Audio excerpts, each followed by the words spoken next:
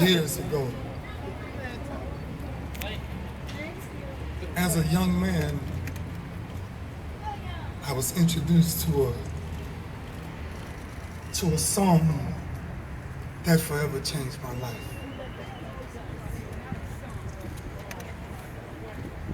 And no matter what we find ourselves going through, Sam Cooke said a change is gonna come. And the moment I started to really listen to the words of that song, I started to realize that if you really want real change, just make up your mind to do something. Stand for something, because if you don't stand for something, you will fall for anything. Today, God's name is smiling. His reward is that when people see us, they see a glimpse of him. Amen. Today is history. Today is his story. And I'm the person that nobody has to convince me of what the story is, because I lived it. See, sometimes people can tell you something, they can tell you a good story, and you can say, I heard one of the best stories of my life. Then somebody can tell you, let me tell you my story. But if you only knew what things I had to endure. Man, I was introduced to something in 1985 that I didn't understand now, but now I get it. When Mama looked at me, Stephen, and she said, baby, I ain't got enough money to sign you up for football. I said, Mama, we'll figure it out some type of way.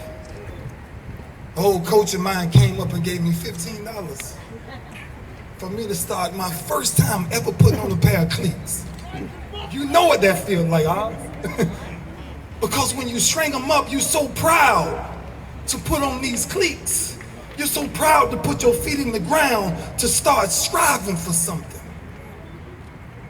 And I made up my mind that day that my mother's tears will one day become joy. I made up my mind that no weapon formed against me shall ever prosper. Then I found myself going through the Pop Warner League, and then I got to high school, and in 1992 I was introduced to men. I was introduced to men who became fathers. Coach Ernest Joe, my high school coach, I cannot thank you enough, because I remember the days where you didn't have enough gas to get yourself home, but you still made sure I got there. So sometimes when we're witnessing the statue, there is no statue without a lot of pieces to the statue. There's a lot of connections that came to the Stephen Poole. When you took me in that wrestling room and you asked me how great did I want to be, you asked me, can a man beat me one-on-one? And I told you a man can't beat me one-on-one. Yeah. The time that he spent and invested in me and didn't have to. He became a father figure, kind of what our world is like in today. Why a lot of young men are getting away from things, but man, this is the moments. These are the moments. Clint Wright, rest in peace. My principal was one of the strictest principals in the world. He would beat you in school, knowing he wasn't no kid to you. And then I made a decision to attend the University of Miami. Wow. Tell somebody that story. And the first days I walked into the University of Miami, some of the first people I ran into was Warren Sapp, and I looked around, and then I ran into Rohan Marley, and they grabbed me and they said, we got you. And I'm trying to figure out what we got you mean. And they took me as a child, and they started to mold me as a man. So now I was at the age of a young man, but my ability and my mindset was way gone because I seen a glimpse of the future. I seen what a legacy is worth fighting for. My roommates, Earl Little, Trent Jones, in college, my roommates, we had a lot of days of oodles and noodles. We had a lot of days, but we made it all right. We made it all right. We knew that there was going to be a better day, one way or another. One way or another. Today, I can't go forward without letting everybody know here that we're all connected. There is no me by myself. Nothing I ever done by myself. The Models, I can't thank the Model family enough.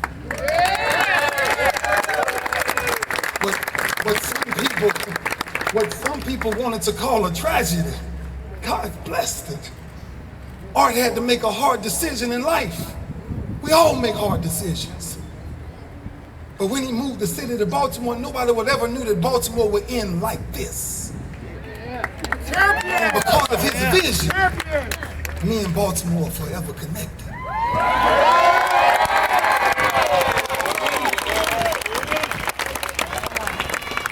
I was then, I think the only argument, seriously, the only argument that me and Ozzie Newsome has ever had was he really thought he can come back and catch a pass on me. He still think that. That was the only argument me and New had really had. Because in 1996, he drafted a young country boy out of Lakeland, who they say wasn't big enough, wasn't fast enough, wasn't strong enough, undersized, and couldn't play. And hit like a mad truck. And the bottom line is, when I stepped in Baltimore, I promised him, he's sitting right here, so I don't need to tell no lies. Baltimore had never seen a championship. Yes, sir. I promised him my first one.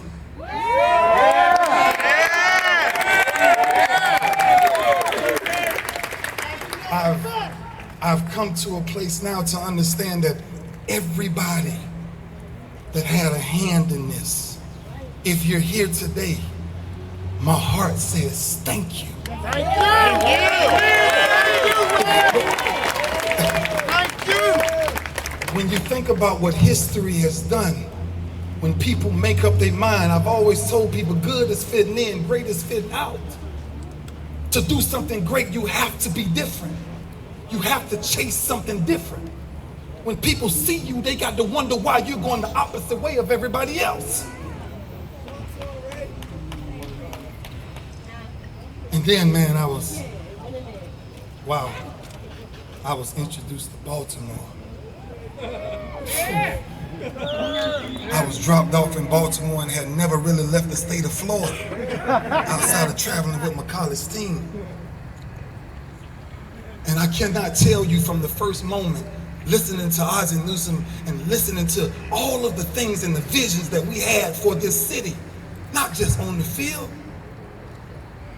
We had a vision to really change lives and affect change in Baltimore. Thank you, Oz. Thank you, Oz. My family,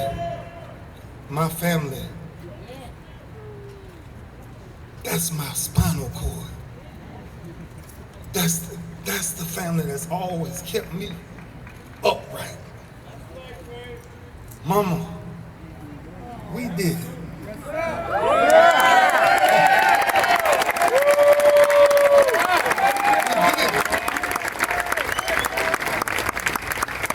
We had a lot of sleepless nights, but we did it.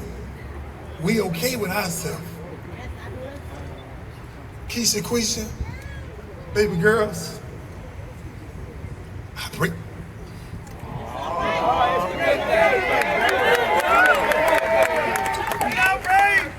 break my back to make sure y'all all right. Kadeja Keon, I give up anything to make sure my family never suffers. I'm built for that. I'm built for that.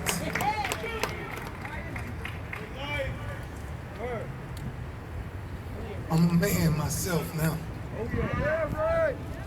I'm a grown man now. But there is no me without my Father.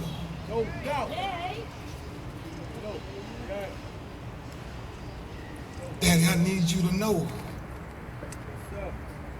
God don't make no mistakes. Whatever we done been through in our life, let it be. Because now we rejoice. Now we sing the praises for real. Because we've written our own history. I started training, man, and I bumped into a guy. Steven knew a little something about this guy. Bumped into a guy by the name of Monty Sanders. And I thought I'd never be tricked into working out. Just thought you was always had to ask me to work out.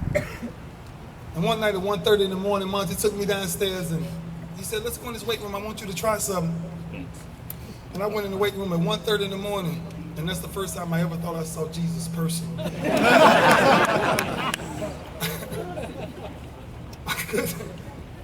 We worked so hard. We worked so hard. And it reminds me of one of Ali quotes that I kind of put a twist to it. Man, I hated every second of training. But I promised myself if I hurt now, if I go through everything that I had to go through, the countless hours of not doing nothing else but grinding, I can live the rest of my life as a champion. I traded every time. Today was that special day because then I was introduced to a man by the name of Michael McQuarrie.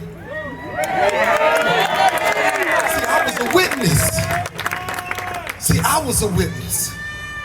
See, I was right there when I knew you didn't have cartilage in your knees. I was right there when I looked in his eyes and asked him, give me everything you got. Because of our brotherhood. Because of what we believed in each other. When nobody gave us a chance. We broke all rules. We did it our way. We made sure they started putting in rules for offenses.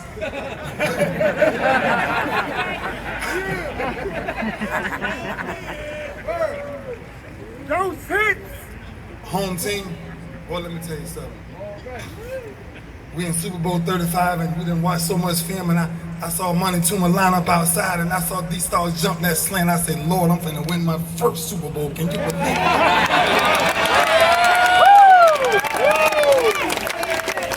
And I said, and he from the U. Who does that?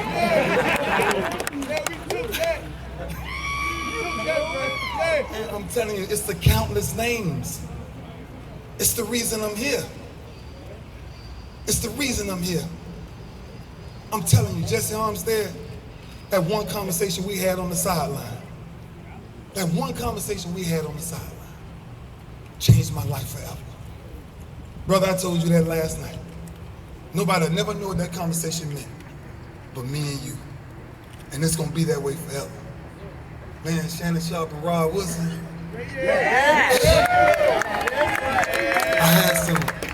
I had some role models along the way. Stephon Moore, Eric Turner, rest in peace. I can just go down the line of naming all these countless people that's really been a part of my life. That's really helped me get to where I am today. James Trout. Now I know what fury is. Control fury. When you actually turn your life over to him, he ushers you into using it the right way. I'm glad I learned from you. Strong as a vine, brother. I'll always carry your legacy with me. Let me tell you something. Bill Tessendorf, the way you took care of me, the Baltimore Ravens organization, let me tell you something. We can talk about a bunch of programs across the world. But I'm telling you, if you want to talk about top 8, you want to talk about a class act, you want to talk about making sure that we're respected as men, this organization made sure that was possible.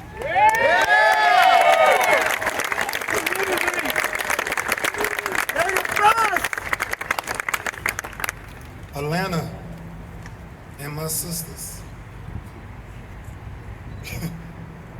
if God knew the day I walked through your doors, that I would have been taken care of the way I was taken care of. I cannot thank you or ever repay you for the love that you guys gave me. Thank you. For the love that you continue to give me. I love you. Love you, baby. I love you guys. We love you.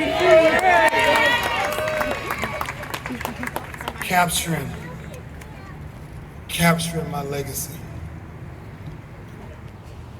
And then I became a friend, a real close friend of the greatest swimmer of all time.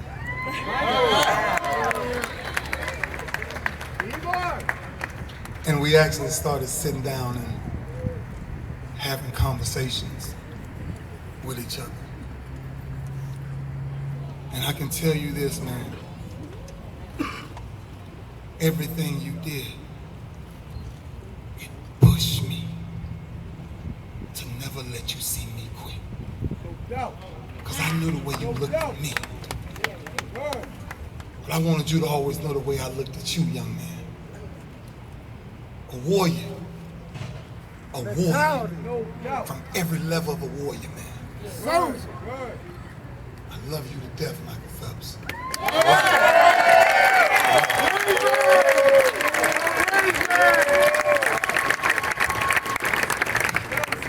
Kevin Plank.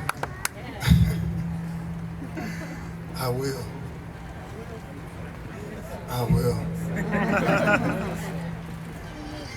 I met a lot of men in this world. I met a lot of men. And I'm a kind of group before I end. But it's hard to meet a man with your heart. It's hard to ever run into people that has your passion for bottom line, helping people.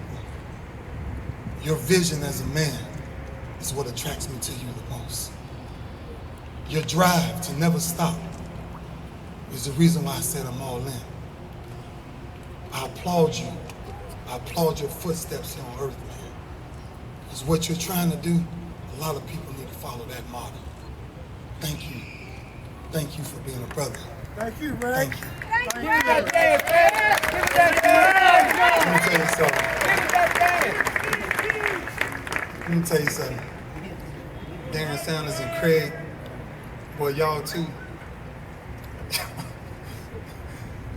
Special. Brad Jackson, special. Eddie, I see you, Edo. I see you, Edo. Always made sure my pads and everything was where it needed to be to get me through another day. Today is a day of rejoice. You know? Yeah, right. And before I go into my story, I texted him last night because of my heart towards this man. You know, Steve Bisciotti, there's a lot of successful people in this world, but it ain't too many got your heart. It ain't too many people.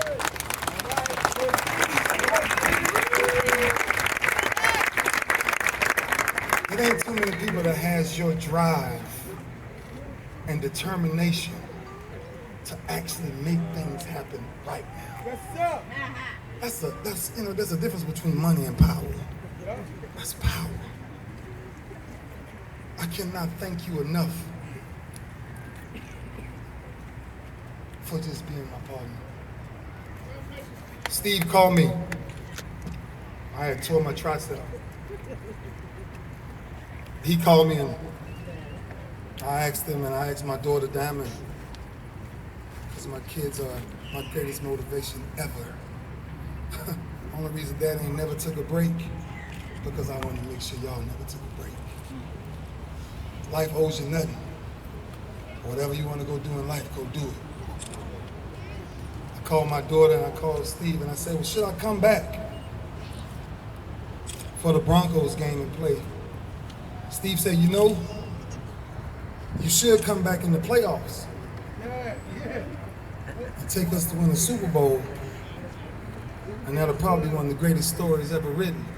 I said, you know what? My daughter said, I said, maybe you think I should come back? She said, no, Daddy. She said, wait until the playoffs and come back. I finally ended up waiting until the playoffs, and I'm laying on the floor one night and I'm getting stretched. And Sharif, you remember this? Steve calls my phone. And you know, I've never saw Steve really nervous. But he called my phone and he said, I just gotta ask a question. I said, well, what's the question? He said, do you think this rookie quarterback can beat us? I said, Steve, listen. Don't you ever. It's a lot of things gonna happen. But then there's a lot of things won't happen. That won't happen.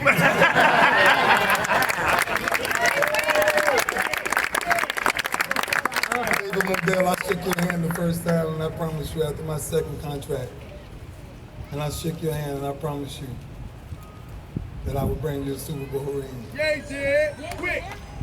You brought it quick. Thank you. Yeah. Thank you. Yeah, Ray.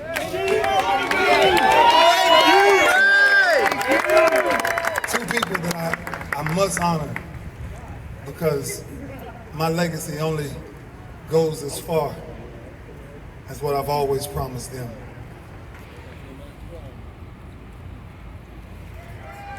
Mama McNair. I flew Mama McNair in town, Steve McNair's mama.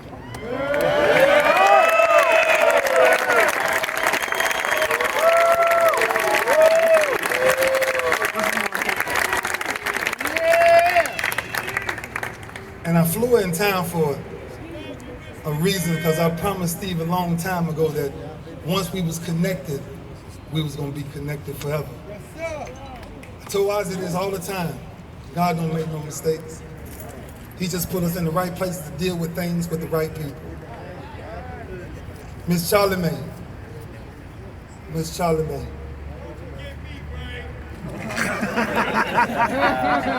We lost. Yeah.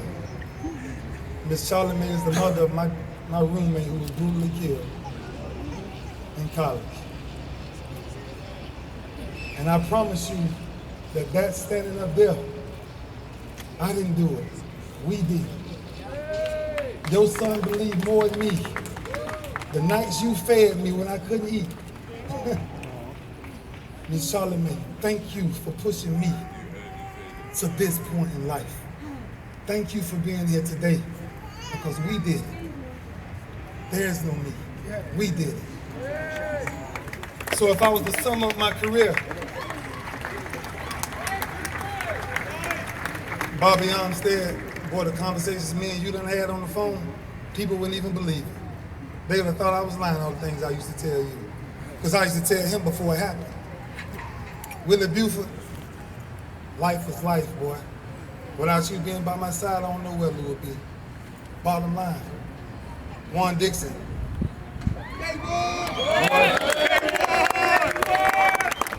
What you did for my sons in 1 week, I owe you for a lifetime. I appreciate you, brother. I appreciate you, man. Wrap up my career, try to figure out how it all it goes like this. And I watched this story and I read this story about this man climbing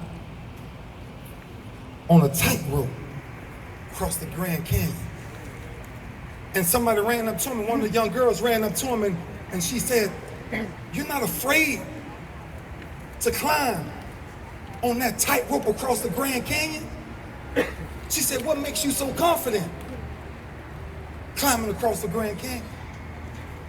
He says, "No matter when I was at practice, I used to practice with the rope just 5 feet away from the ground." He said, "But I always kept my eye on the rope. I never looked at how how much the distance was. He said, and then I took it up to 50 feet. She said, was you scared then? He said, no, because I kept my eye on the rope. He got up to the Grand Canyon, and his family and his 3 kids were standing to the side, and he got ready to walk across there, and he started to stumble a little bit, so he started to shake, and the question was asked, what made you stop? He said, I had to keep my eye on the rope. No matter what life throws at you, no matter how high the climb, keep your eye on the rope. No matter what you've been through in life, Gene, a Baltimore retired police officer, who somebody brutally walked up and shot him in the head, in the back of the head. He can't breathe, he can't see, he can't do nothing. Stand up, Gene, please.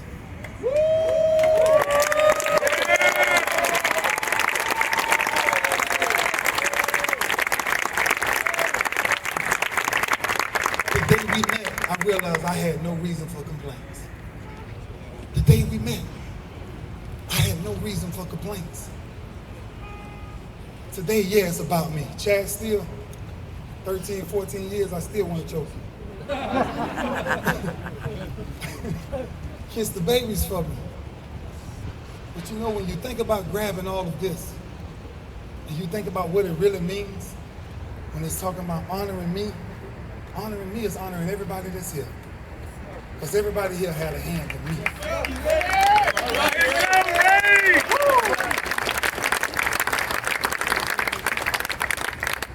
My greatest motivation since I've been in the Ravens, I wanted to save this for last because it meant everything to me. Because I played with a man by the name of O.J. Begrands.